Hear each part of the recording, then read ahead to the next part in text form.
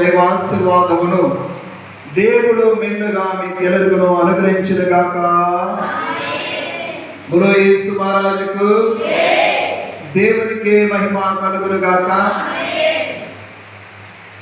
బోలో యేసు మహారాజుకు. దేవరాజ్యం విషయములు దీనమతిని వరుసగా నేర్చుకొనువారు వాటి వశము దానముల్ వారి వశమౌను గానగల్గు సుఖము భువియందు శుభము శుభము సుఖము భువియందు శుభము శుభము. బోలో యేసు మహారాజుకు. క్రీస్తు ప్రభునందు ప్రియమైన దేవుని విశ్వాసులారా, జాగ్రత్తగా కొన్ని నిమిషాలు దేవుని మాటలు వినాలని దైవ సేవకునిగా మీకందరికీ కోరుతున్నాను. కాబట్టి ఈ లోకంలో ఎన్నో మాటలు ఉన్నాయి, కానీ దేవుని మాటలు వినటానికి చాలామంది ఆసక్తి చూపించరు. ఈ లోకంలో ఉన్న మాటలని ఒక మనిషి చూడడానికి, చూపించడానికి, వినటానికి ఆశపడతాడు, కానీ దేవుని మాటను వినటానికి ఆశపడడు. కాబట్టి జాగ్రత్తగా కొన్ని మాటలు మనము దేవుని గ్రంథముల నుండి చూడాలి. నీ వాక్యమే నన్ను బ్రతికించెను, బాధలలో నాకు నెమ్మదినిచ్చెను. దేవుని వాక్యమే ఒక మనిషికి బ్రతికిస్తుంది. దేవుని వాక్యమే ఒక మనిషికి బాధలలో నెమ్మదిస్తుంది. కాబట్టి దేవుని మాటలు మనం ఖచ్చితంగా జాగ్రత్తగా వినేవారిగా ఉండాలి. కాబట్టి ఈరోజు కొన్ని మాటలు చెప్పాలని ఆశ కలిగి ఉంటున్నాం. ఆ మాటలు ఏమనగా మీరు చక్కగా రాసుకోవాలని అడుగుతున్నాం. కాబట్టి 7 మాటలలో ఈరోజు 7 పూర్తిగా మనం 7 మాటలు మనం నేర్చుకుందాం. ఒక మాట మనం చూస్తే రాసుకోవాలి, అందరూ చక్కగా రాసుకోండి. మనలను బాధ నుండి విడిపించే దేవుడు కావాలి, మనలను మరిచిపోయేవాడు కావాలి, మనను బలపరిచేవాడు కావాలి, అలాగనే మన చేతులను పట్టుకొని నడిపించేవాడుగా ఉండేవాడు దేవుడు కావాలి, అలాగనే మనకు ముట్టి బాగు చేసే దేవుడు కావాలి, అలాగనే మనం చూస్తే అపరాధముల నుండి, పాపము నుండి, మన అపరాధం నుండి విడిపించే దేవుడు కావాలి. కాబట్టి ఇంకొకటి ఏమిటంటే, ఈ లోకము కాదని పరలోకానికి తీసుకొని పరలోకములో స్థలాన్ని సిద్ధపరిచే దేవుడు కావాలి.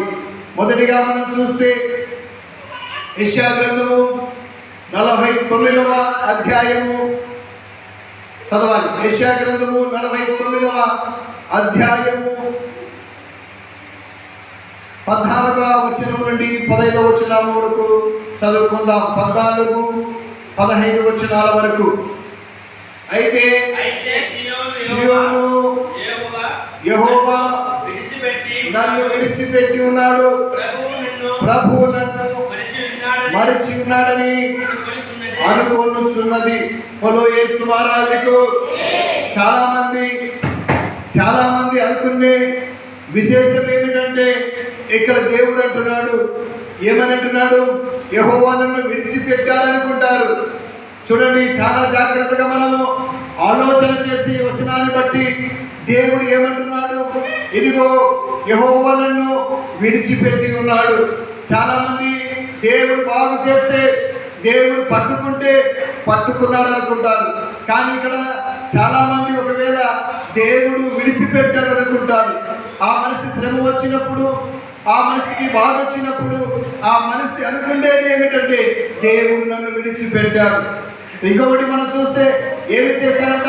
దేవుడు నన్ను మరచిపోయాడంట. దేవుడు ఏం చేశాడంట? మరచిపోయాడు. అంటే మన ప్రార్థన ఆలకించడం లేదు, ఇంకా నేను చేసిన భక్తి ఇంకా సరిపోలేదు కాబట్టి, నేను చేసిన భక్తి ఇంకా ఆయన అంగీకరించలేదు కాబట్టి నన్ను మరచిపోయాడు అనుకుంటాం. కాబట్టి ప్రభునందు ప్రియమైన దేవుని విశ్వాసులారా, దేవుని వాక్యములో మనం చాలా చక్కగా ఆలోచన చేస్తే దేవుడు 15వ వచనములో రాశాడు. ఏమని రాశాడు? మనమైతే విడిచిపెట్టాడు అనుకుంటాం, మనమైతే దేవుడు మరిచిపోయాడు అనుకుంటాం, అనుకుంటాము కానీ దేవుడు అంటున్న మాట, స్త్రీ తన గర్భమున పుట్టిన బిడ్డను కరుణింపకుండా తన చంటి బిడ్డను మరచునా? యేసు మహారాజుకు ఇదిగో ఒక గర్భవతి ఒక కుమారుని కనిన తర్వాత ఆ చంటి బిడ్డను మరచునా? కరుణించకుండా మరచిపోతుందా? ఆ బిడ్డను కరుణించకుండా మరచిపోయి విడిచిపెట్టిపోతుందా? అలాగ కాదు. ఆ తల్లి అయినా మరుస్తుంది, కానీ నేను ఏమి చేస్తానంటే నేను మరచిపోను. యేసు మహారాజుకు దేవుడికి మహిమ కలుగును గాక. కాబట్టి దేవుడు అంటున్నాడు, ఇదిగో ఒక తల్లి గర్భమున ఒక స్త్రీ తన గర్భమున పుట్టిన బిడ్డను కరుణింపకుండా తన చంటి బిడ్డలను మరచునా? స్త్రీనైనా వారైనా మరుతును, కానీ నేను నిన్ను మరవను. యేసు మహారాజుకు దేవుడు అంటున్నాడు, ఏమంటున్నాడు? ఒక స్త్రీ గర్భమున పుట్టిన చంటి బిడ్డనైనా మరచిపోతుంది, కానీ ఇదిగో నేను మాత్రం నిన్ను మరచిపోను అంటున్నాడు. కాబట్టి మనకు దేవుడు ఎలాంటి వాడంటే, నువ్వు నమ్ముకున్న దేవుడు ఎలాంటి వాడంటే ఇదిగో మరచిపోని దేవుడు. ఎందుకు? తల్లిదండ్రులు మనం చూస్తాం, ఏమని చూస్తాం? చంటి బిడ్డలను సహితము విడిచిపెట్టి వేరే వాళ్ళతో వెళ్ళిపోతారు. భర్తను కూడా విడిచిపెట్టి ఏం చేస్తారంటే వేరే వాళ్ళతో వెళ్ళిపోతారు. కాబట్టి దేవుడు ఈ లోకాన్ని పోల్చలేదు, కానీ దేవుడు కనపరుస్తున్నాడు. ఏమని కనపరుస్తున్నాడు? ఒక స్త్రీని తన చంటి బిడ్డను కరుణిస్తుంది. ఆ కరుణ ఏం చేస్తుంటే కొన్ని రోజుల తర్వాత ఆ కరుణ తన మీద నుండి ఆ ప్రేమ ఏం చేస్తుంటే వెళ్ళిపోతుంది. కానీ దేవుడు అంటాడు, వారైనా మరుస్తారు కానీ చంటి బిడ్డలను తల్లైనా మరుస్తారు, కానీ నేను మాత్రం నిన్ను మరచిపోను అంటున్నాడు. చాలా మంది అనుకుంటున్నారు, ఇదిగో దేవుడే నన్ను మర్చిపోయాడు, ఇదిగో దేవుడు నన్ను విడిచిపెట్టాడు, ఇదిగో దేవుడే నన్ను శ్రమ పెడుతున్నాను అనుకుంటారు. కానీ దేవుడు శ్రమ పెట్టేవాడు కాదు. ఇదిగో దేవుడు విడిచిపెట్టే దేవుడు కాదు. ఆయన ఏమి చేసేవాడంటే ఆయన కునుకగా నిద్రపోక కాపాడే దేవుడే ఉన్నాడు. కాబట్టి ఆయన అంటున్నాడు, ఎవరైనా మరుతులు కానీ వారైనా మరుతులు కానీ నేను మాత్రము మిమ్మలను మర్చిపోనంటున్నాడు. మన దేవుడు ఎలాంటి వాడంటే, ఇదిగో తల్లి విడిచిన, తండ్రి విడిచిన, ఇదిగో బంధువులు విడిచిన, అందరు విడిచిన దేవుడు మాత్రం నిన్ను మర్చిపోనంటున్నారు. ఈ లోకంలో ఎంతో మందిని మనం చూస్తాం. ఇదిగో బిడ్డలు చాలా మంది బిడ్డలు కలిగిన వారు ఏం చేస్తారంటే బిడ్డలను కూడా మరిచిపోయి వేరే వాళ్ళతో వెళ్ళిపోతారు.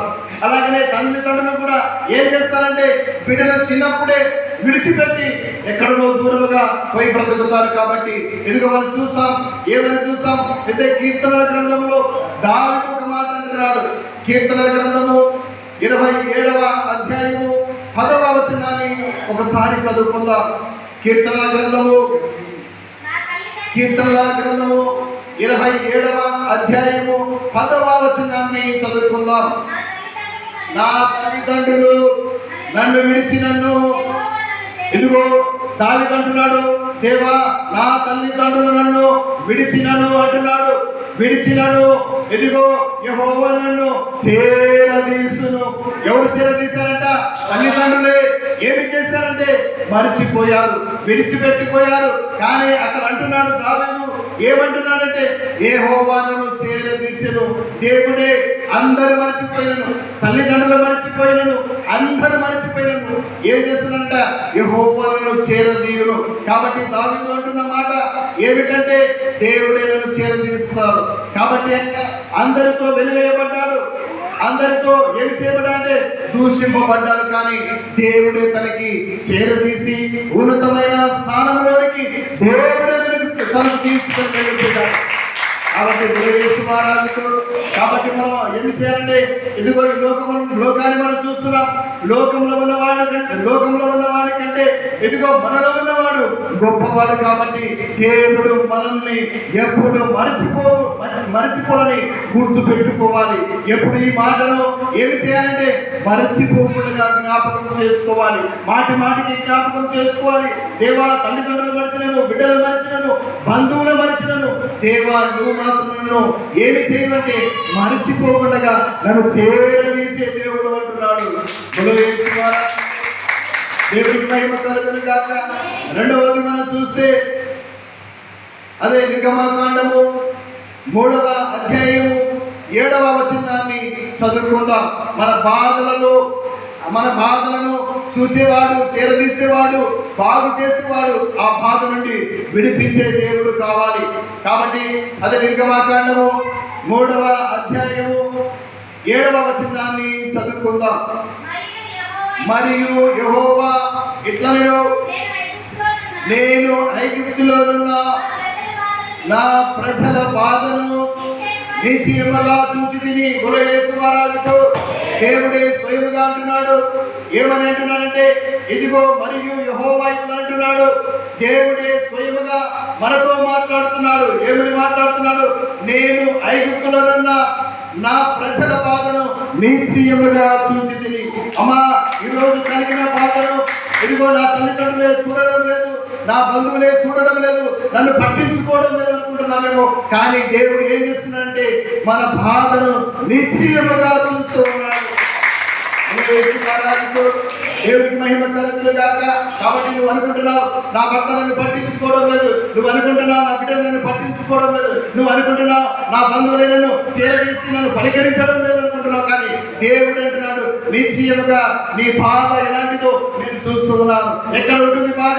ఒక మనిషికి లోపల వేదన ఉంటుంది, ఒక మనిషికి బాధ బయటికి కానరాదు, కానీ ఆ మనిషికి బాధ లోపలనే ఉంటుంది. కాబట్టి దేవుడు వారికి ఏమి చేశారంటే వారి మూలుగులను విన్నాడు, వారు పడుతున్న ప్రయాసను చూశాడు, వారు పెడుతున్న వేరే వాళ్ళకు యేసు మహారాజుకు తనకు పెడుతున్న వారి కష్టాన్ని చూశాడు, వారు పడుతున్న ప్రయాసను చూసి వారు చేసిన మొరను పెట్టి ఏమి చేశారంటే దేవుడు వారి మొర వినిన తర్వాత నా ప్రజల బాధలను నిశ్చయముగా చూసి తిని. కాబట్టి ఏమంటున్నాడు తర్వాత? వారిని చదువుదాం. తమ్మును కష్టపెట్టు వారిని చూచి, తమ్మును కష్టపెట్టు వారిని బట్టి వారు పెట్టిన మొరలను నేను వింటిని. నువ్వు ఏమి చేయాలి? బాధలు ఉన్నప్పుడు ఒకటే ఒకటి చేయాలి. ఏమి చేయాలి? దేవునికి మొర పెట్టాలి. అప్పుడు ఇశ్రాయేలు జనాంగం ఏమి చేశారంటే ఆ కష్టములు, ఆ బాధలు ఏమి చేశారంటే దేవునికి ప్రార్థన చేశారు. ఎలా చేశారంట? ములుగుతో ప్రార్థన చేశారు. కష్టంలో ఉన్నప్పుడు, బాధలో ఉన్నప్పుడు, శ్రమలో ఉన్నప్పుడు దేవునికి ప్రార్థన చేశారు. దేవునికి ప్రార్థన చేసినప్పుడు ఏమి చేశారంటే దేవుడే వారి ప్రార్థన ఆలకించారు. కాబట్టి అంటున్నాడు, తమ్మును కష్టపెట్టు వారిని బట్టి వారు పెట్టిన మొరను వింటిని. ఏమంటున్నాడు అక్కడ? దేవుడు ఎవరైతే కష్టపెడుతున్నారో, ఎవరైతే ఇబ్బంది పెడుతున్నారో వారిని దేవుడు చూస్తున్నాడు. కాబట్టి ఆనాడు ఫరోను దేవుడు చూశాడు. అదిగో ఈ ఫరో ఏం చేస్తున్నాడంటే ఇదిగో ఇశ్రాయేలు ప్రజల మీద అనేక భారమైన పనులు పెట్టాడు. ఇదిగో మోయలేని ఆ పరువును మోపాడు. కాబట్టి ఈయనను కూడా చూశాడు.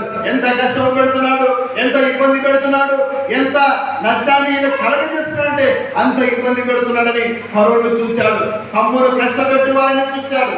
కాబట్టి మనల్ని కూడా ఎవరైతే కష్టపెడుతున్నారో, ఎవరైతే బాధ పెడుతున్నారో, ఎవరి వలన మనకు శోధన వస్తుందో, ఎవరి వలన మనకి ఇబ్బంది వస్తుందో వారిని దేవుడు చూస్తూ ఉన్నాడు. కనుక దేవుడు చూస్తున్నాడని విశ్వాసంతో దేవుడు నన్ను ఇదిగో నా ప్రార్థన ఆలకించాలని విశ్వాసంతో, ఒకవేళ ఆ విశ్వాసంతో మనం ఉన్నాను, కానీ దేవుడు నిశ్చయముగా చూస్తున్నాడని ఆశతో మనం ఖచ్చితంగా ఎదురు చూసేవారిగా ఉండాలి. యేసు మహారాజుకు దేవుడికి మహిమ కలుగునుగాక. అదే కీర్తన గ్రంథములో ఇంకొక మాటను మనం చూస్తాం. కీర్తన గ్రంథము 11వ అధ్యాయము 4వ వచనాన్ని చదువుకుందాం. కీర్తన గ్రంథము 11వ అధ్యాయము 4వ వచనాన్ని 4వ వచనాన్ని కీర్తనల గ్రంథము 11వ అధ్యాయము 4వ వచనం. యెహోవా తన పరిశుద్ధ ఆలయములో ఉన్నాడు. యేసు మహారాజుకు అమ్మా, ఎప్పుడైనా కానీ దేవుడి మందిరానికి వచ్చినప్పుడు దేవుడు ఈ మందిరములో ఉన్నాడనే విశ్వాసంతో దేవుడి సన్నిధికి రావాలి. కాబట్టి ఆయన అంటున్నాడు, ఏమంటున్నాడు? మళ్ళా చదువుకుందాం. 11వ అధ్యాయము 4వ వచనాన్ని. ఏమని? యెహోవా తన పరిశుద్ధ ఆలయములో ఉన్నాడు. దేవుడు ఎక్కడున్నాడు? దేవుడి మందిరములో. పరిశుద్ధం ఎక్కడుంటుందో, పరిశుద్ధమైన స్థలం ఎక్కడుంటుందో దేవుడు అక్కడ ఉన్నాడు. కనుక మనం ఏం చేయాలంటే ఆయన సన్నిధిలోకి వెళ్ళి మొదలుపెట్టే వారిగా ఉన్నారు. కాబట్టి ఆయన అంటున్నాడు, కాబట్టి యెహోవా సింహాసనము ఆకాశమైన ఉన్నది కనుక మనం ఏమి చేయాలంటే దేవుని సన్నిధిలోనికి వచ్చి ప్రార్థన చేశారు. కాబట్టి తర్వాత ఆయన నరులను కనులారా చూస్తున్నాడు. యేసు మహారాజుకు మనం అనుకుంటున్నాం, ఇదిగో నా బాధలు నా శ్రమను ఎవరు చూడడం లేదు అనుకుంటున్నాం, కానీ దేవుడు అంటున్నాడు అక్కడ. ఇదిగో ఇక్కడ కీర్తనకారుడు అంటున్నాడు, ఏమని అంటున్నాడంటే, యెహోవా యెహోవా తన మందిరములో, ఆయన పరిశుద్ధ మందిరంలో ఉన్నాడు కనుక నేను వెళ్ళి ఏమి చేయాలంటే ప్రార్థన చేయాలి. కాబట్టి ఆయన ఏం చేస్తాడంట, ఆయన నరులను కనులారా చూస్తున్నాడు. ఎవరైతే ఇబ్బంది పడుతున్నారో, ఎవరైతే శ్రమలో ఉన్నారో, ఎవరైతే దుఃఖంలో ఉన్నారో వారిని ఏమి చేస్తున్నారంటే మందిరంలోకి వచ్చిన వారిని కనులారా చూస్తున్నాడు. మనమైతే చూడకపోవచ్చు, కానీ దేవుడు ఏం చేస్తున్నాడంట, పరిశుద్ధ ఆలయంలో ఏం చేస్తున్నాడంట, కనులారా చూస్తున్నాడంట. ప్రతి నరుని చూస్తున్నాడంట. నిన్ను కాదు నన్ను కాదని అందరికీ వచ్చిన వారందరికీ ఏం చేస్తున్నాడంటే కనులారా చూస్తున్నాడు. కాబట్టి మనం చాలా మంది అనుకుంటున్నాం, ఇదిగో నన్ను చూడడం లేదు, దేవుడు నన్ను మర్చిపోయాడు, దేవుడు నన్ను మరుగైపోయాడు అనుకుంటాం, కానీ దేవుడు పరిశుద్ధ ఆలయంలో ఉన్నాడు. కాబట్టి ఏమి చేయాలంటే దేవుని సన్నిధిలో దేవునికి ప్రార్థన చేసేవారిగా ఉన్నారు. కాబట్టి ఆయన అంటున్నాడు, దేవా ఇదిగో నీ కనులు ఏం చేస్తున్నాయంటే నరులందరికీ చూస్తున్నాయి. నరులనగా అనేకమైన శ్రమలో ఉన్న వారు కూడా ఉంటారు, బాధల్లో ఉన్న వారు కూడా ఉంటారు, కానీ ఎవరంటే వారిని బాగు చేయడానికి కూడా దేవుని కనులు మన మీదికి రాబోతున్నాయి కనుక ఏమి చేయాలంటే ఖచ్చితంగా మురుగుతూ దేవుని సన్నిధిలో ప్రార్థన చేసే వారిగా ఉండాలి. కాబట్టి ఆయన ఇంకొక మాట అంటాడు, 94వ కీర్తనలో మనం చూస్తే 94వ కీర్తన 9వ వచనాన్ని చదువుకుందాం. 9వ వచనం 94వ అధ్యాయము 9వ వచనాన్ని చదువుకుందాం. ఇదిగో చెవులను కలగజేసిన వాడు వినకుండునా, ఇదిగో కంటిని నిర్మించిన వాడు కానకుందునా. దేవుడు పరిశుద్ధ ఆలయంలో ఉన్న దేవుడే ఏం చెప్పుచున్నాడంటే ఇక్కడ, ఇదిగో కలగజేసిన చెవులను కలగజేసిన వాడు వినకుందునా, ఇదిగో కళ్ళను కలగజేసిన వాడు చూడకుందునా. దేవుని మందిరంలో వచ్చిన వారికి ఆయన ఏం చేస్తున్నాడంటే చూస్తూ ఉన్నాడు. దేవుని మందిరంలో ప్రార్థన చేసే వారికి ఏం చేస్తున్నాడంటే వారి ప్రార్థన వైపు ఆయన చెవులు పెట్టి ఉన్నాడు. ఇదిగో విననేరక నా చెవులు మందము కాలేదు, ఆశీర్వదించక నా చేతులు కురసకాలేదు అంటున్నాడు ఆయన. కాబట్టి దేవుడు ఎలాంటి వాడు, మన దేవుడు వినేవాడు. ఇదిగో మన దేవుడు ఎలాంటి వాడు అంటే చూచేవాడు. శ్రమలో ఉన్నావా, బాధల్లో ఉన్నావైతే ఇశ్రాయేలు జనాంగం ఎలాగైతే మొరపెట్టావు అలాగే నువ్వు మొరపెడితే ఆ దేవుడేని ఎంతకు ఏం చేస్తాడంటే దిగి వచ్చి వేస్తాడు కనుక దేవుడికి ప్రార్థన చేయి. కాబట్టి నీ ప్రార్థన ఎలా ఉన్నదో, నీ ప్రార్థన మొత్తైపోయిందేమో, నీ కత్తి ఏమైపోయింది, కత్తి సరిగా లేకపోతే కోతకు సరిగా కోయడానికి రాదు. కాబట్టి నీ ప్రార్థన అనే కత్తి సరిగా లేకపోతే ప్రార్థన దేవుని సన్నిధికి చేరబడదు. కాబట్టి నీ కత్తి ఎలా ఉండాలంటే పదలతో నింపబడాలి. ఇదిగో నీ కత్తి ఎలా ఉండాలంటే పదలతో నింపబడితే ఆ ప్రార్థన పరలోకానికి వెళ్ళిపోతుంది. దేవునికి మహిమ కలుగును గాక. కాబట్టి నువ్వు బాధలో ఉన్నావా, శ్రమలో ఉన్నావా, కష్టంలో ఉన్నావా అయితే దేవుడు చూస్తూ ఉన్నాడు. ఇదిగో చెవులను కలగజేసిన వాడు వింటున్నాడు, ఇదిగో కళ్ళను కలగజేసిన వాడు ఇదిగో నీ వైపు చూస్తున్నాడు. కాబట్టి నువ్వు ఏమి చేయాలంటే దేవునికి ప్రార్థన చేయాలి. కాబట్టి 3వది మనం చూస్తే ఏం చేస్తాడంట, దేవుడు బలపరిచేవాడిగా ఉంటున్నాడు. ఏం చేస్తాడు, మనకు బలపరిచేవాడిగా ఉంటాడు. యెషయా గ్రంథము 41వ అధ్యాయము, యెషయా గ్రంథము 41వ అధ్యాయము 10వ వచనంలో చదువుకుందాం. 10వ వచనం, యెషయా గ్రంథము 41వ అధ్యాయము 10వ వచనము చదువుకుందాం. భయపడకుము, నేను నీ దేవుడనే ఉన్నాను, దిగులు పడకుము, నేను నిన్ను బలపరుతును. యేసు మహారాజుకు ఈ లోకంలో ఎవరు కావాలి, బలహీనులను బలపరిచేవాడు కావాలి. యేసు మహారాజుకు రోజు రోజుకు బలాన్ని పొందుకుంటున్నావా, రోజు రోజుకు బలహీనముగా అయిపోతున్నావా అయితే దేవుడు అంటున్నాడు, దేవుడు ఏమంటున్నాడు, అయితే ఈ రోజు నిన్ను బలపరుస్తున్నాను. ఇదిగో ఇన్ని రోజులు దానికి బలం లేదు కాబట్టి ప్రార్థన చేయడానికి కూడా బలం లేదు, ఇదిగో మోకరించడానికి కూడా బలం లేదు. కాబట్టి ఆయన అంటున్నాడు, దిగులు పడకము, భయపడకము, ఇదిగో నీ దేవుడైనా యెహోవాను నేనే కాబట్టి దిగులు పడకము, నేను నిన్ను బలపరుస్తాను. కాబట్టి ఈ లోకంలో మనకు బలం ఇచ్చేవాడు కావాలి. ఎక్కడైనా పోండి, ఎక్కడైనా వెళ్ళండి, ఎక్కడైనా బలము దొరుకుతుందా అంటే బలము ఎక్కడ దొరకదు. కానీ దేవుడి మందిరంలోకి వస్తే దేవుడే మనకి ఏం చేస్తాడంటే బలపరుస్తాడంట. యేసు మహారాజుకు దేవుడికి మహిమ కలుగును గాక. నీ బలహీనత చూడకు నా చూడుము, నీ బలహీనత చూడకు నా బలము తట్టిదిగో చూడుము, నీ బలమునకు మించిన పనులు మించిన పనులు నా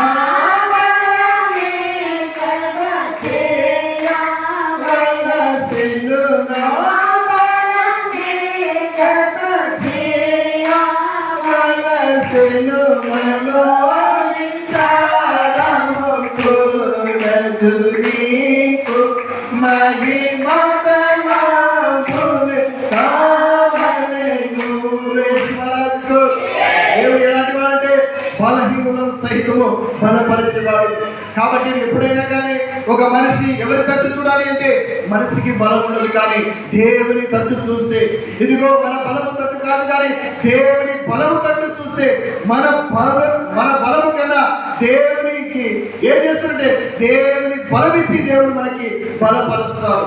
యేసు మహారాజుకు దేవునికి మహిమ కలుగును గాక. కాబట్టి చాలా మంది ఏం చేస్తారంటే అయ్యా నాకు చేత కాదు, అయ్యా నాకు చేత కాదంటారు, కానీ దేవుడు అంటున్నాడు నీకు చేతలో ఉంది. ఇదిగో ఎప్పుడైతే నువ్వు బలహీనుడవో దేవుడు ఏం చేస్తాడంటే అప్పుడే నీకు బలవంతుడు అనుకుంటున్నాను. ఇదిగో దేనికి నేను పనికిరాను, ఇదిగో దేనికి నేను పనికిరాను కాబట్టి, దేనికి నేను ఉపయోగపడదు కాబట్టి నేను బలహీనుడని అనుకుంటాను. కానీ దేవుడు అంటున్నావు నువ్వు ఎవరికంటే నువ్వు బలవంతుడివి. నువ్వు ఎవరివి? నువ్వు బలవంతుడివి. బలవంతుని చేతిలో నువ్వు ఎలాంటి వాడంటే బాణము వంటి వాడివి. నువ్వు ఎలాంటి వాడ? బలవంతుని చేతిలో బాణము వంటి వారము. కాబట్టి మనం ఏముండాలంటే బలము పొందుకొని దేవుని సన్నిధిలో మన బలము తట్టు చూడకూడదు, కానీ దేవుని బలము తట్టు చూడాలి. మనం అనుకుంటున్నాం ఇదిగో మన బలము గొప్పది అనుకుంటున్నాం. మన బలం ఏ పాటిది? మన బలం ఏమైపోతుంటే రోజు రోజుకు కృషించి నశించిపోతుంది. కానీ మన బలం దేవుని బలము తట్టు చూస్తే ఆ బలం ఎప్పుడు ఏం చేస్తుంటే మనకు బలపరుస్తూనే ఉంటుంది. మనకి ఏం చేస్తుంటే బలమునే ఇస్తూ మనకు బలపరుస్తూ ఉంటుంది. దేవునికి మహిమ కలుగును గాక. యేసు మహారాజుకు దేవునికి మహిమ కలుగును గాక. కాబట్టి అదే యెషయా గ్రంథము 41వ అధ్యాయం 13వ వచనాన్ని చదువుకుందాం. 13వ వచనాన్ని చదువుకుందాం. నీ దేవుడైన యెహోవానకు నేను భయపడకుము, నేను నీకు సహాయం చేస్తానని చెప్పాను. యేసు మహారాజుకు చూడండి ఇక్కడ జాగ్రత్తగా మనం ఈ వచనాన్ని బట్టి ఆలోచన చేస్తే ఏమంటున్నాడైనా అక్కడ నీ దేవుడైన యెహోవానకు నేనే, కాబట్టి నువ్వు ఏం చేయాలి? భయపడకుము, నేను నీకు సహాయం చేస్తాను. ఏం చేస్తానంటే దేవుడు సహాయం చేస్తాడు. ఒక మనిషి సహాయం చేస్తే ఆ మనిషి ఏం చేస్తాడంటే ఒకరోజు ఎత్తించి చూపిస్తాడు. లేదంటే నీకు సహాయం చేస్తాడని 10 మందికి చెప్పుకుంటాడు. కానీ దేవుడే మనకు సహాయం చేస్తే ఏ బాధల నుండి ఏ కష్టం నుండి దేవుడు మనకి విడిపించి దానికి సహాయం చేస్తే ఏం చేస్తాడంటే దేవుడు ఎప్పుడు ఏం చేయాలంటే ఎంచుకోడు. కాబట్టి ఆయన అంటున్నాడు, ఆయన ఎవరు సహాయపడేవారంటే దేవుడే మనకు సహాయం. కాబట్టి కిందికి వచ్చినప్పుడు ఆయన అంటున్నాడు నీ కుడి చేతిని పట్టుకొని ఉన్నాను. యేసు మహారాజుకు ఏం చేస్తున్నాడు? దేవుడు మన కుడి చేతిని పట్టుకొని ఉన్నాడు. అమ్మా మరి చాలా మంది అనుకుంటున్నాం ఇదిగో తను దేవుడు నన్ను విడిచిపెట్టాలనుకున్నాడు. కానీ దేవుడు మనకి ఎలాంటి వాడంటే చెయ్యి విడిచలివాడు, చెయ్యి పట్టుకొని నడిపించేవాడు, ఇదిగో చెయ్యి పట్టుకొని లేవనెత్తేవాడు. కాబట్టి మనం ఏం చేయాలంటే దేవుని వైపు చూడాలి. దేవా నా ఏం చేత కావడం లేదు నాయన, ఎందుకో నా చెయ్యి పట్టుకొని లేపి దేవా నన్ను నడిపించి ఇదిగో ప్రార్థన సన్నిధికి నడిపించమని దేవునికి మనం ఏం చేయాలంటే ప్రార్థన చేసే వారిగా ఉండాలి. యేసు మహారాజుకు దేవునికి మహిమ కలుగును గాక. కాబట్టి నీ చేతితో నన్ను పట్టుకో, నీ ఆత్మతో నన్ను నడుపు, నీ చేతితో నన్ను పట్టుకో, నీ ఆత్మతో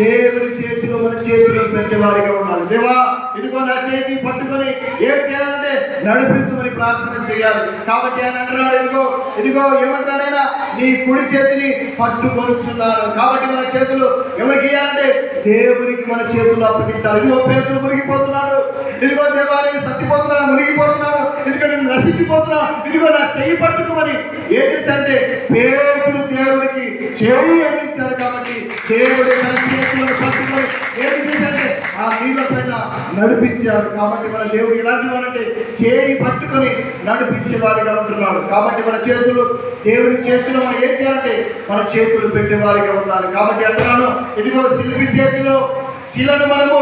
కాబట్టి దేవా నా సరిగతులు నా స్థితిగతులు సరిగలవు. కాబట్టి ఏమి చేయాలంటే ఒక శిల్పి ఒక రూపాన్ని తయారు చేసినట్టుగా దేవా నన్ను కూడా తయారు చేయమని దేవుని మనం ఏమి చేయాలంటే వేడుకోవాలి. దేవా ఒక శిల్పిని నేను, ఇదిగో ఒక శిల్పి ఎలాగైతే చక్కగా రూపాన్ని దేవా ఒక శిల్పి వాడు చేస్తున్నాడు, అలాగే నన్ను కూడా నువ్వు చక్కగా ఒక రూపాన్ని మార్చుమని చెప్పాలి.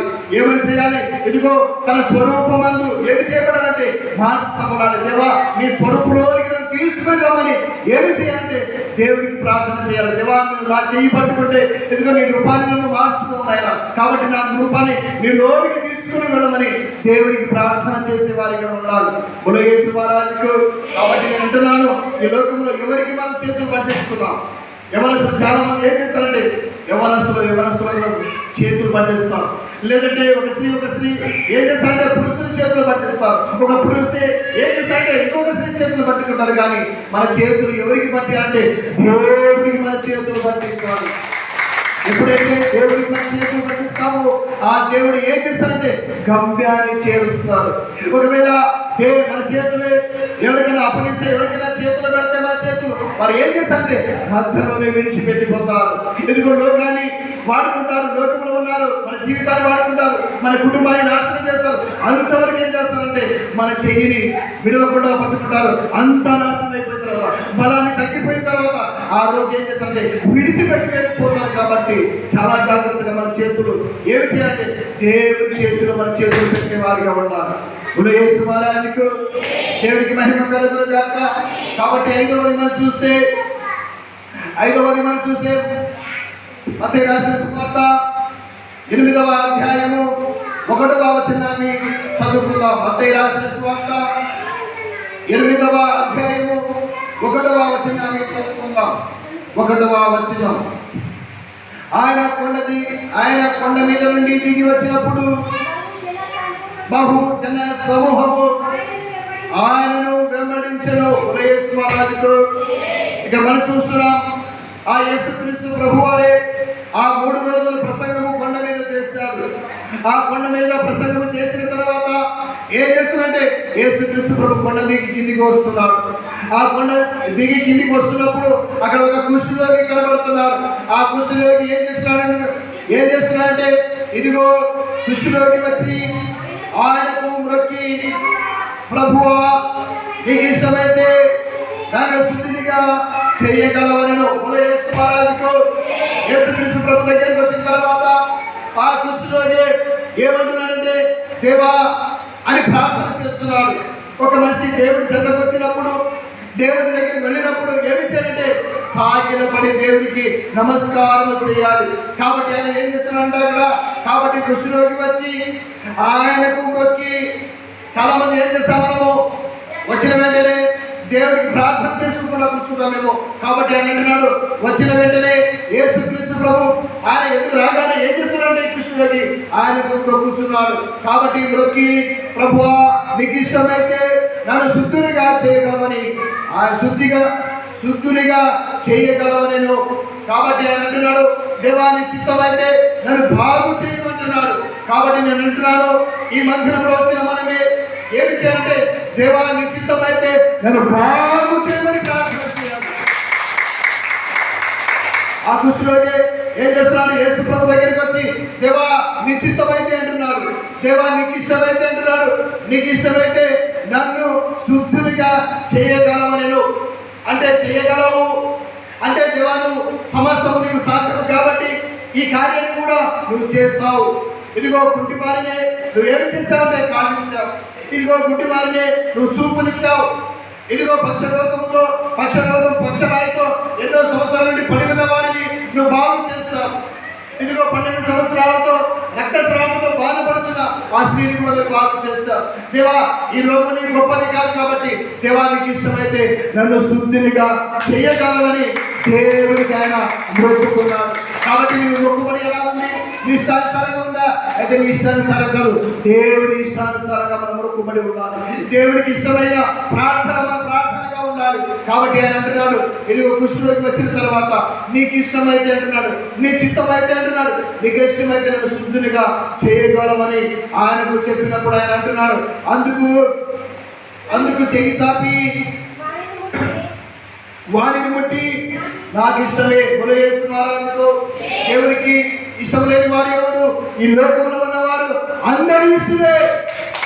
ఈ లోకంలో ఉన్నవారు కుష్ఠరోగులు కానీ, గుడ్డివారు కానీ, పక్షవాతంతో ఉన్నవారు కానీ, వ్యభిచారులు కానీ, దొంగలు కానీ, ప్రతి ఒక్కరు దేవునికి ఎవరంటే ఇష్టలు. కాబట్టి వారికి ఏం చేస్తారంటే ఆయన చెంతకు వచ్చిన వారిని ఎవరైనా బాగు చేయగలిగిన సమర్థుడే ఉన్నాడు ఆయన.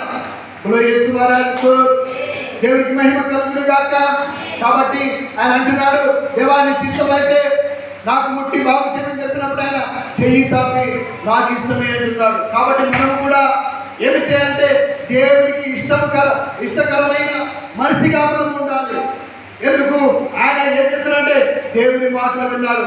ఆయన ప్రసంగం చేస్తున్నప్పుడు కొండ మీద ఏం చేశారంటే ఆయన కొండ కింద ఉండి ఆయన ప్రసంగాన్ని వింటున్నాడు. మరి ఎప్పుడైతే దేవుని మాటలు విని మనలో ఉన్న ప్రతి వాటిని తొలగించుకుంటే ఆయన ఏం చేస్తాడంటే ఆయన చిత్తానుసారంగా ఉంటే మనకు కూడా బాగు చేసేవాడిగా ఉంటాడు. యేసు మహారాజుకు దేవునికి మహిమ కలుగును గాక. కాబట్టి చెయ్యి చాచి వారిని ముట్టి నాకు ఇష్టమే, నీవు శుద్ధుడు కమ్మని చెప్పగానే వాడు తక్షణమే వారి కుష్ఠరోగము శుద్ధి ఆయను. యేసు మహారాజుకు వెంటనే యేసుక్రీస్తు ప్రభు అలా ముట్టగానే, అలా చెయ్యి చాపి అతన్ని ముట్టగానే ఏమైపోయిందంటే ఆ కుష్ఠరోగం అతని నుండి వెళ్ళిపోయినట్టుగా మనం చూస్తున్నాం. యేసు మహారాజుకు ఇంటి రోగమైన అట్టి రోగమైన ఇంటి రోగమైన అట్టి రోగమైన ఎట్టి రోగమైన యేసే బాగు చేయు ఎట్టి రోగమైన యేసే బాగు చేయు యేసు ప్రభువా యేసు ప్రభువా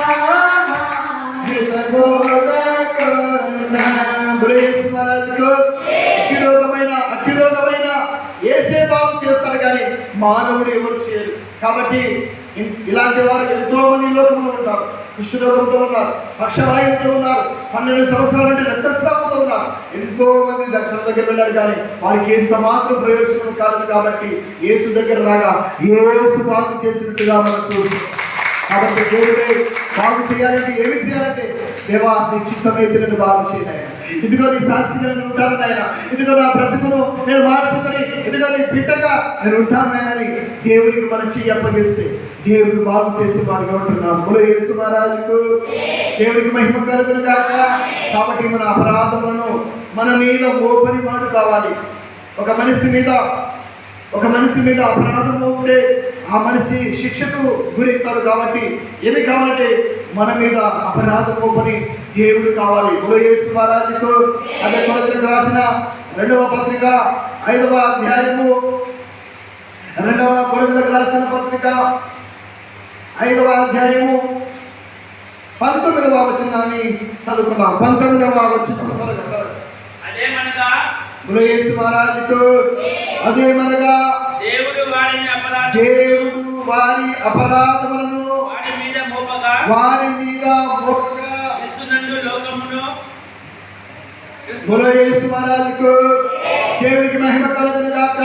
క్రీస్తు ప్రభునందు ప్రియమైన దేవుని విశ్వాసులారా, ఈ వచనాన్ని బట్టి మనం ఆలోచన చేస్తే ఏమంటున్నాడు అక్కడ? అదేమనగా దేవుడు వారి అపరాధములను వారి మీద మోపక. ఎవరైనా కానీ ఒక మనిషి అపరాధము చేస్తే వారి మీదనే మోపాలి. ఇదిగో మనం అపరాధం చేసాము కాబట్టి ఆ అపరాధం వల్ల మన మీదకే రావాలి. కానీ యేసుక్రీస్తు ప్రభు అంటున్నాడు అక్కడ, దేవుడే అంటున్నాడు స్వయముగా, ఏమంటున్నాడు అక్కడ, అదేమనగా దేవుడు వారి అపరాధములను వారి మీద మోపగా, దేవుడే ఇదిగో మనం చేసిన అపరాధాలను మన మీద మోపగా ఏం చేశారంట, క్రీస్తు మీద మోపాలంట. ఇదిగో ఆ అపరాధాలని మన మీద మోపితే మనం ఏమైపోతామంటే పడిపోతాము. ఇదిగో మన ఆ అపరాధములే మన మీదకి వస్తే రోగానికి గురైపోతాం. ఆ అపరాధాలు మన మీదకి వస్తే శిక్షకు గురవుతాం. కాబట్టి ఆ అపరాధాలను ఏం చేశారంటే, ఆ అపరాధములను మనము చేసిన అపరాధములను ఆ క్రీస్తు మీద మోపారంట.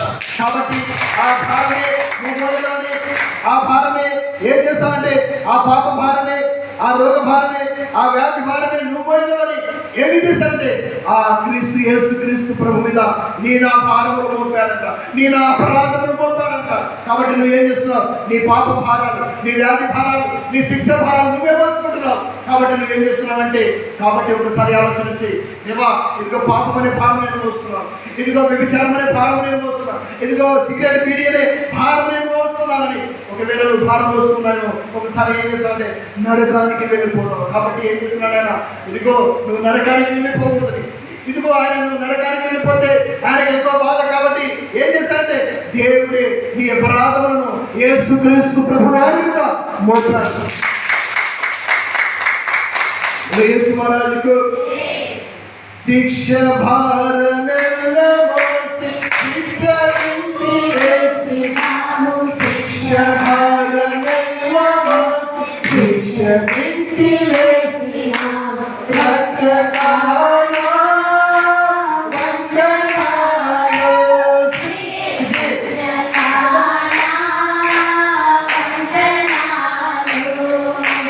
పాప భారమెల్ల మోసి బాధించి వేసి, పాప భారమెల్ల మోసి రక్షకానా వందనాలు.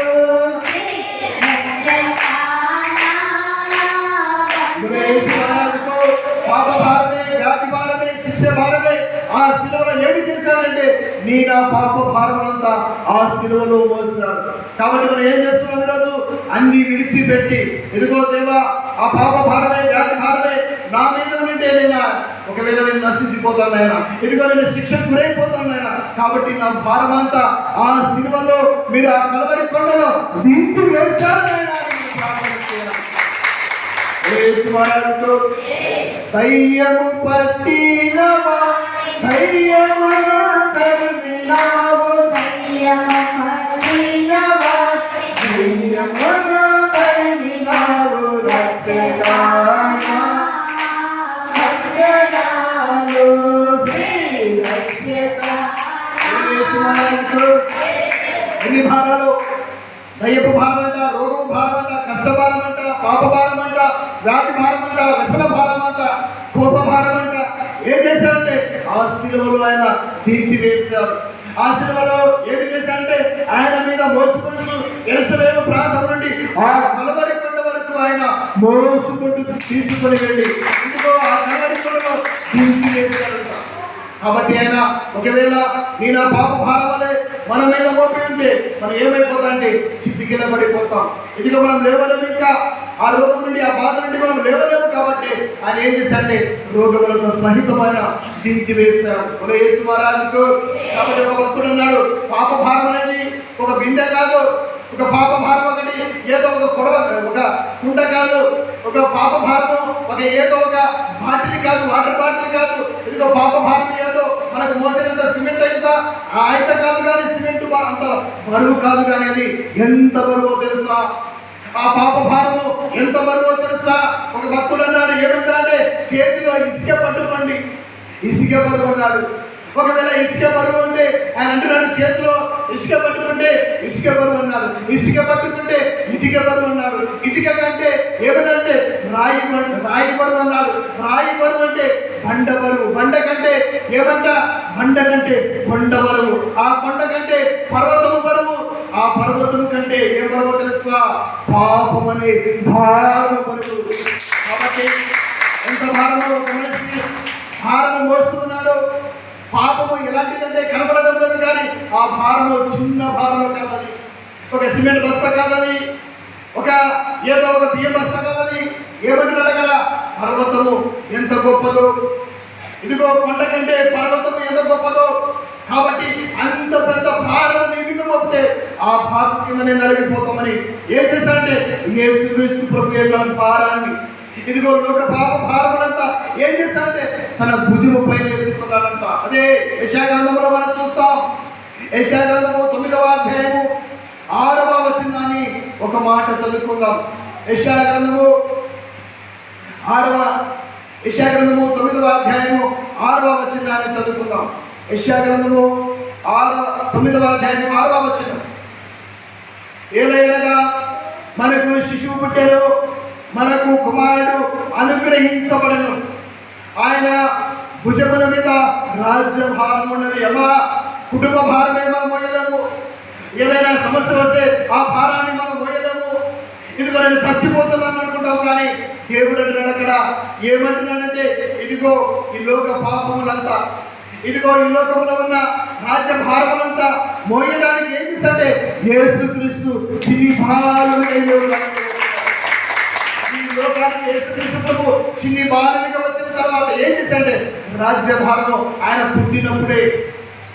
పుట్టినప్పుడే దేవుడు పలికించిన మాట ఏమిటంటే ఇదిగో ఏదైనా మనకు శిశువు పుట్టను, మనకు కుమారుడు అనుగ్రహించబడను, ఆయన భుజముల మీద రాజ్య భారం ఉన్నది.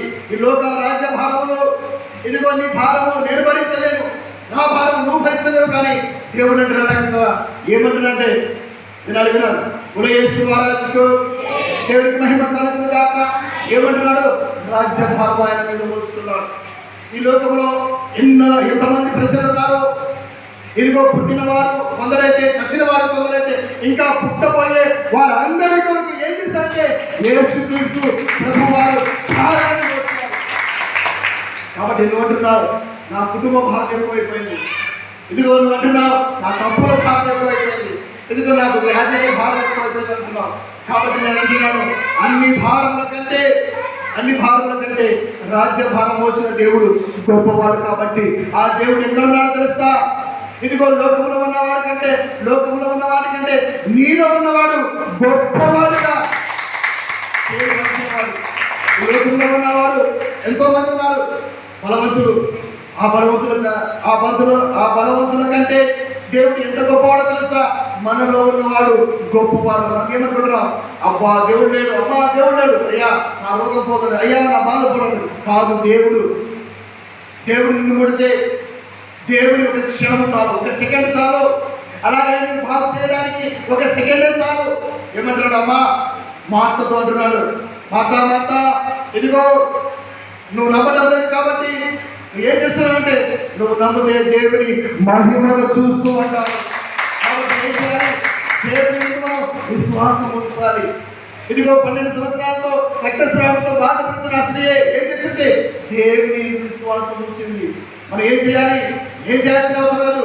డబ్బులు ఇవ్వాలా దేవుడికి, లేదంటే కానుకలు ఇవ్వాలా, బియ్యం ఇవ్వాలా, ఏమి ఇచ్చినా దేవుడికి అవి ఏమి కాదు, కానీ నీ హృదయమే ఒక దేవుని ఆలయముగా చేసుకోవాలి. దేవుడికి నీ హృదయముగా దేవాలయం చేసుకోవాలి. కాబట్టి నీ హృదయంలో ఎటువంటి ఆలోచనలు ఉన్నా, ఎటువంటి అనాలోచనలు ఉన్నా అవి ఏం చేయాలంటే తీసివేసుకోవాలి. ఇదిగో ఒకతో అంటున్నాడు, ఇదిగో నేను దేవా నాలో అపనియమిక ఉంచకున్నట్టు దేవా నాలో నుండి తీసివేయమంటున్నాడు. గుడ్డి వాళ్ళ తండ్రి అంటున్నాడు, ఆ గుడ్డోడు తండ్రి అంటున్నాడు, దేవా ఇదిగో యేసుక్రీస్తు ప్రభువా, ఇదిగో అల్ప విశ్వాసం నాలో ఏదైనా ఉంటే అది తొలగించుకుంటున్నాను ఆయన, ఇదిగో నాలో నుండి తీసివేయంటున్నాడు. కాబట్టి మనం ఏం చేయాలంటే మనలో నుండి తీసివేయాలి. యేసు మహారాజుకు దేవుడికి మహిమ కలుగును గాక. తీసుకోవాలి. ఏం చేయాలి? దేవుడి సన్నిధికి వచ్చినప్పుడు మన ప్రవర్తన జాగ్రత్తగా చూసుకోవాలి, మన మాట మీరు చూసుకోవాలి. దినదినానికి ఆయన రూపంలోనికి మార్చబడితే ఒక కోడి గుడ్డును చూడండి. ఆ కోడి గుడ్డు ఏం చేస్తుందంటే కోడి ఎలాగైతే ఉంటుందో అలాగే రూపాన్ని దాచుకుంటుంది. అమ్మా ఆ కోడి ఒకసారి మనం ఆలోచన చేస్తే కోడి గుడ్డు పెట్టిన తర్వాత, ఆ గుడ్డు పొదిగిన తర్వాత ఏం చేస్తుంటే కోడి రూపాన్ని దాల్చుకుంటుంది. మనం కూడా యేసుక్రీస్తు ప్రభు నమ్మిన వారు, మనం కూడా యేసుక్రీస్తు ప్రభు రూపాన్ని దాల్చుకోవాలి. అంటే ఏం చేయాలంటే ఆయన సన్నిధిలో కనబడాలి. యేసు మహారాజుకు దేవునికి మహిమ కలుగును గాక. కాబట్టి ఒక వచనాన్ని చెప్పి ముగిస్తారు. అపోస్తుల కార్యాల గ్రంథము 1వ అధ్యాయము, అపోస్తుల కార్యాల గ్రంథము 1వ అధ్యాయము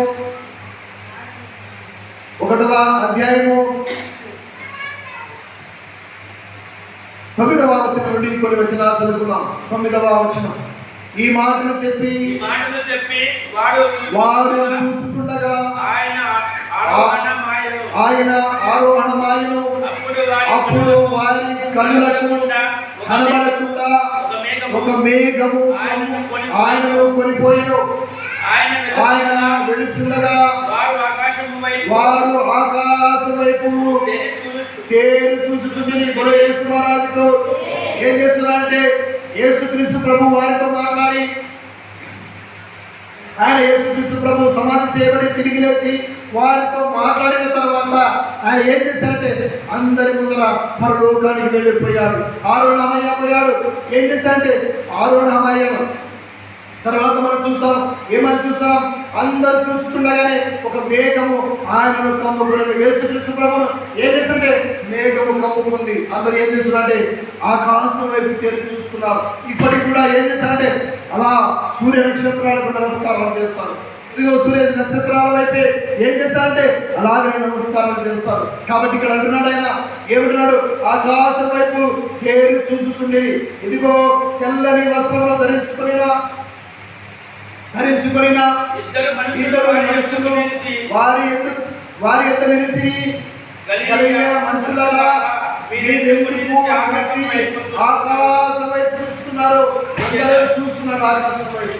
ఆకాశం నుండి ఏదైనా వర్షం వస్తుందేమో, ఆకాశం నుండి ఏదైనా మేఘాలు వచ్చి ఈ లోకానికి ఇదిగో వర్షాన్ని ఇచ్చి కడుపుతుందేమో అని ఏం చేస్తారంటే చాలా మంది ఆకాశం వైపు తేరి చూస్తారు. ఆనాడు కూడా ఏం చేశారంటే యేసుక్రీస్తు ప్రభు శిష్యులు కూడా ఆకాశం వైపు తేరి చూస్తున్నప్పుడు అక్కడ మనం చూస్తున్నాం, ఏం చూస్తున్నామంటే గలయ మనుషులారా మీరు ఎందుకు నిలిచి ఆకాశం వైపు తేరి చూస్తున్నారు?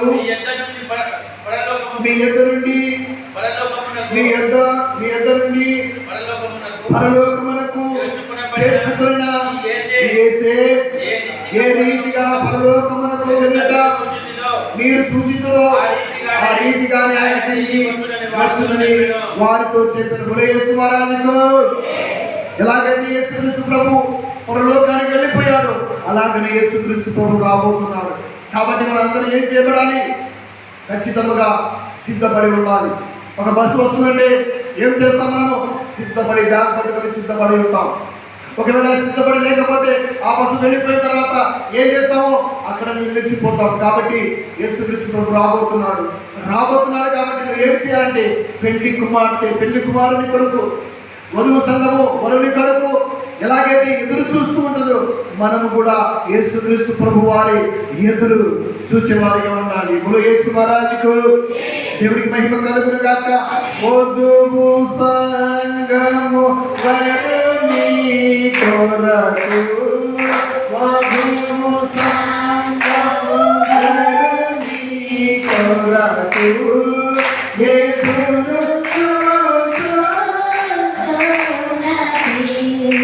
ఎదురు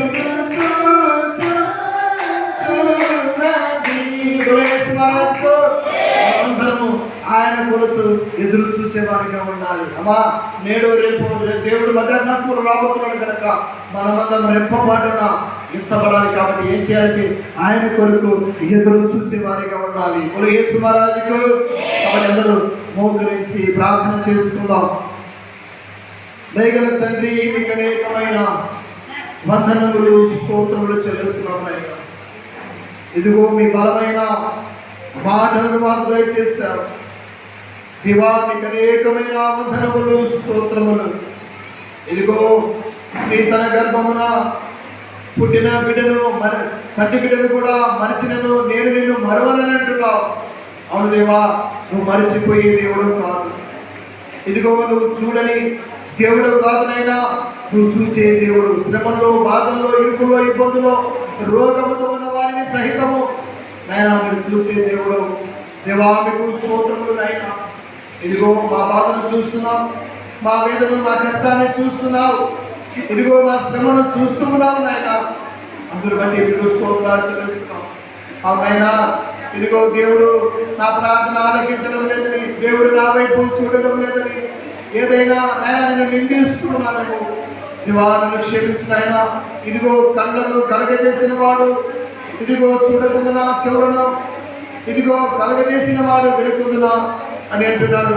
ఆయన ప్రభా నువ్వు చెవులను కలగజేస్తావు, ఇదిగో మన నేత్రములను నాయన కలగజేస్తావు నైనా. మీరు అందరినీ చూస్తున్నావు నాయన. ఇదిగో నీ మందిరంలో, పరిశుద్ధ మందిరంలో నాయనా అందరినీ చూస్తున్నావు. కష్టంతో ఉన్న వారిని చూస్తున్నావు, బాధలో ఉన్న వారిని చూస్తున్నావు నాయన. ఏ సమస్యతో వచ్చి ఉన్నారో వారందరినీ చూస్తున్నావు నాయన. ఇదిగో ఈ లోకంలో మేము బరువు మోస్తున్నావు నాయన. ఇదిగో నాయనా శిక్ష భారము, పాప భారము, వ్యాధి భారము నాయనా ఈరోజు నీ సన్నిధిలో కనిపించుకుంటున్నాం. ఏదైనా నీకు నైనా ఇష్టము కానీ ఏదైనా మాలో ఉంటే తొలగించి వేసుకుంటున్నాం నాయనా. మమ్మల్ని క్షమించండి, కృప చూపించండి నాయన.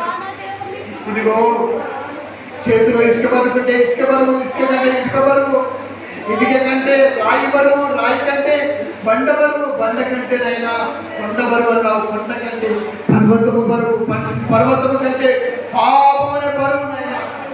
ఆ పాపమనే బరువు నైనా, ఆ పాపమనే బరువు కింద మేము పడిపోతే నాయనా ఇక లేవలేము నాయనా. మమ్మల్ని చితికించి నాయనా, చితికేసి నాయన నరకానికి తీసుకుని వెళ్ళిపోతుంది. ఇదిగో ఆ పాప భారం నుండి నాయన విడిపించడానికి రక్తము కాచావు, ప్రాణమును పెట్టావు. ఇదిగో మా అందరి కొరకు నాయన నీ భుజముల మీద నాయన ఈ లోకంలో ఉన్న ప్రజలందరి రాజ్యభారాన్ని మీరు మోస్తారు నాయన. పాప భారాన్ని మోస్తారు, వ్యాధి భారాన్ని మోస్తారు, రోగ భారాన్ని మోస్తారు. అన్ని భారాలను నైనా మోసి దించి వేశారు నైనా. ఇదిగో మరణ రాబోతున్నావు. ఇదిగో మేమందరం నైనా మేము సిద్ధపడాలి. మాలో ఉన్న నైనా పనికిరాని చెత్త ఏదైనా ఉంటే వాటిని తొలగించుకుంటున్నాము నైనా. ఏదైనా మనం తింటే అది పంటిలో ఇరుక్కుంటే మా పంటినంతా, మా శరీరం అంతా బాధ కలిగిస్తుంది. అలాగనే మా ఒంటిలో ఏదైనా చిన్న పాపం ఉన్నా ఆ పాపమే దేవామను బాధ పెడుతుంది నాయన. ఇదిగో ఒక చిన్న ముళ్ళు కాళ్ళలో కానీ చేతుల్లో కానీ అది విరిగిపోతే నాయన ఎంతో బాధ. అలాగే నాయన మాలో ఉన్న చిన్ని పాపమైనా ఇదిగో అది ఉన్నది మమ్మల్ని మనశ్శాంతి లేకుండా చేస్తుంది నాయన. ఇదిగో మాకు నెమ్మది లేకుండా చేస్తుంది నాయన. ఇదిగో మమ్మల్ని రోగంలో పడవేస్తుంది నాయన, అప్పులో పడవేస్తుంది నాయన. వాటన్నిటిని విడిపించునైనా సహాయం చేయమని అడుగుతున్నా. ఇదిగో ఈ మాటలు వినిపించాను నాయన. ఈ మాటలు సత్యమైనవి నాయన. ఈ మాటలు సత్యమైనవి కాబట్టి నాయన ఇదిగో ఇంతవరకు మేము జీవిస్తూ నడుస్తూ ఇదిగో నేను స్తుతిస్తూ ఉన్నాం. నీ అడుగు చాడలో మేము నడుస్తున్నాం నాయన. ఇదిస్తూ మా కుష్ఠరోగిని ముట్టినట్టుగా దేవా నీ చిత్తమైతే నన్ను బాగు చేయమని ఎలాగైతే ప్రార్థన చేశాడు, ఈ మందిరంలో కూడా నీ బిడ్డలు వచ్చిన వారైతే అందరినీ మీరు ముట్టి బాగు చేస్తున్న దేవా నీకే స్తోత్రములు నాయన. నీకు వందనాలు, నమస్కారములు చెల్లిస్తున్నాం. ఎటు రోగమైనా అట్టి రోగమైనా వేసే బాగు చేయనున్నావు నాయన. నాకు అసాధ్యమైనది ఏదైనా ఉన్నదా అని నా కుంటి వారిని నడిపించావు, గుడ్డి వారిని చూపించావు, పక్షవారిని సహితం బాగు చేస్తావు, దయ్యం పట్టిన వారిని సహితం బాగు చేశారు. సముద్రంలో గాలి గద్దించగానే అవి నిమ్మడమాయను. మా ప్రభా ఎంత గొప్ప దేవుడు అయినా. మా వల్ల ఏది కాదు కానీ మా బలహీనత ఎంతో ఉన్నది కానీ మా బలహీనత తట్టు మేము చూడకూడదు నాయన. ఇదిగో నీ బలము తట్టు మేము చూస్తున్నాం. కృప చూపించి సహాయం చేయడం. ఈ చిన్న మాటలైనా చిన్న వాక్యాన్ని మా హృదయంలో ఉంచుకొని ధైర్యంతో నాయన దిగులు పడకుండా మా చేతిని ఎంతలో మీ చేతిలో పట్టి నాయన నడిచి ఆగిన మా దయచేయడం. ఈ వాక్యాన్ని మా హృదయంలో ఫలింపలాగా సహాయం చేయడం. యేసును ప్రార్థించి వేడుకొనుచున్నాం తండ్రి. మరణాత మరణాత అందరికి మరణాత. నాకు యాంకర్ వచ్చింది.